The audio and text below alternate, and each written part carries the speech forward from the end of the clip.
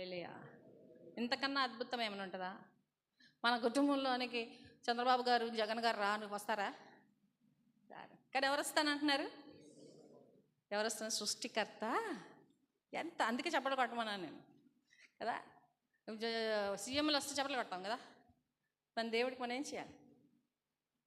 Wow. కుటుంబంని ఎన్నుకొని వారు ప్రత్యేకించబడి ఈ లోకంలో కలిసిపోకుండా వారు ప్రత్యేకంగా ఉండి వాళ్ళ వస్త్రధారణ, వాళ్ళ ఆహారపు అలవాట్లు, వాళ్ళ మాటలు, వాళ్ళ ప్రవర్తన, వాళ్ళ మాట తీరు, వాళ్ళ చూపులు ప్రతిదీ కూడా పరిశుద్ధంగా ఉంచుకొని దేవుడు ఏం చేస్తున్నాడంటే వాళ్ళ ద్వారా వారి కుటుంబంలో నుండి యేసు ప్రభువు వచ్చాడు. మళ్ళీ ఆయన రావటానికి మళ్ళీ కుటుంబమే కావాల్సి వచ్చింది. మరియా యోసేపులు. హల్లెలూయా. ఆయన రాలేడా? వస్తే ఎవరు ఆపుతారు? ఎవరైనా ఆపుతారా? ఎక్కడో ఒక చిన్న పిల్లోడు రోడ్డు మీద పుట్టాడు, ఆయన చుట్టూ దోతలు ఉన్నాయి. ఆయనకు అవసరమా? మరీ అవసరమా? ఆయనకు అవసరమా? యోసేపు అవసరమా? ఎవరు అవసరం లేదు కదండి. అక్కడ చిన్నపిల్లోడు, అక్కడ దోతలు ఉన్నాయి, అన్నీ ఉన్నాయి. అక్కడ ఏదో మహిమ ఉంది, అంత వెలుగు ఉంది ఏమంటే అందరూ వచ్చి పూజిస్తారు కదా. అందరూ వచ్చి పూజించిస్తారు కదా. మళ్ళీ ఏమి ఎన్నుకున్నాడు ఆయన? కుటుంబాన్నే ఎన్నుకున్నాడు. ఎందుకంటే దాన్ని తయారు చేసింది ఆయనే గనుక. హల్లెలూయా, హల్లెలూయా. దాన్ని తయారు చేసింది ఆయనే కదా. For the redemption of the sin, విమోచన, పాప విమోచన కొరకు కుటుంబాన్ని ఎన్నుకున్నాడు దేవుడు. సో భర్తతో మనం మాట్లాడేటప్పుడు భార్యలు పాప విమోచన కొరకు నేను ఎన్నుకున్నాడు తెలుసా.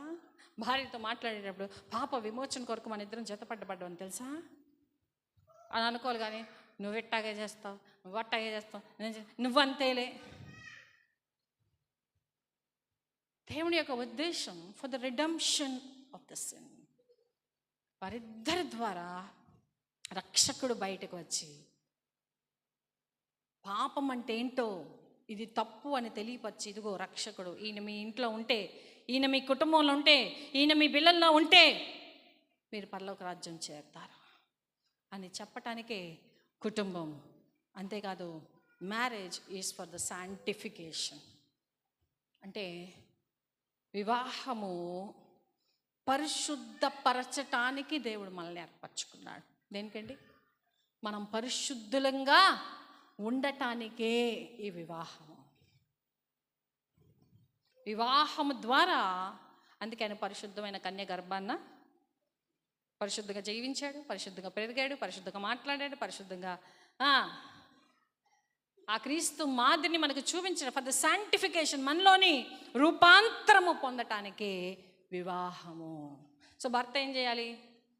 నువ్వు ఈ పాపంలో నీకు ఇది అలవాటు అయిపోయింది, ఆ ఊత పదం, చచ్చిపోతున్నానండి, నా వల్ల కావట్లేదండి, నీకు అలా అనకు. భర్త ఏం చేయాలి? సహకరించాలి. ఆ మాట అనకు. మనం పరిశుద్ధపరచడానికి మన ఇద్దరం చదవడ్డాం. ఈ చిన్న విషయం కొరకు ఎందుకు అలా అయిపోతున్నాం? భర్త దగ్గరికి భార్య రావాలి కదా. చచ్చిపోతున్నాను ఈ సంసారం, నా వల్ల కావట్లేదు, ఏం చేయమంటే అటు అలా అనకండి. మనం పరిశుద్ధపరచడానికి చెప్పుకోగలుగుతున్నామా? అనగలుగుతున్నామా? కదండి. ప్రతి విషయంలో మన వాక్యాన్ని చూపిస్తూ ఉండాలి. మధ్యాహ్నం సెషన్ ఇంకా చాలా బాగుంటుంది, ఎవరు వెళ్ళిపోకండి. ఎక్కడ చూడండి మీరు చూస్తారు, ఎక్కడ జరగంది జరుగుతుంది. ఇక్కడ అమ్మో అనుకోకండి, సర్ప్రైజ్. నేను అలాగే చేస్తూ ఉంటాను ఎక్కువసారి. ఇంట్లో కూడా చాలా సర్ప్రైజ్లు ఇస్తూ ఉంటాను. సో ఎవ్వరూ వెళ్ళిపోవద్దు, దయచేసి అందరూ ఉండండి. ఒకవేళ మీ భార్యలను తీసుకురాకపోతే భర్తలు తీసుకుని ఫోన్ చేసి మధ్యాహ్నం సెషన్కైనా కొంచెం రావే బాబు, నీకు దండం పెడతానని చెప్పి తీసుకురండి. వాళ్ళకి ఏదో గిఫ్ట్ ఇస్తానని చెప్పి అయినా తీసుకురమ్మని చెప్పండి. ఓకే, మధ్యాహ్నం సెషన్ చాలా బాగుంటుంది. ముగిస్తాను నేను, అయిపోయి వచ్చింది. So marriage is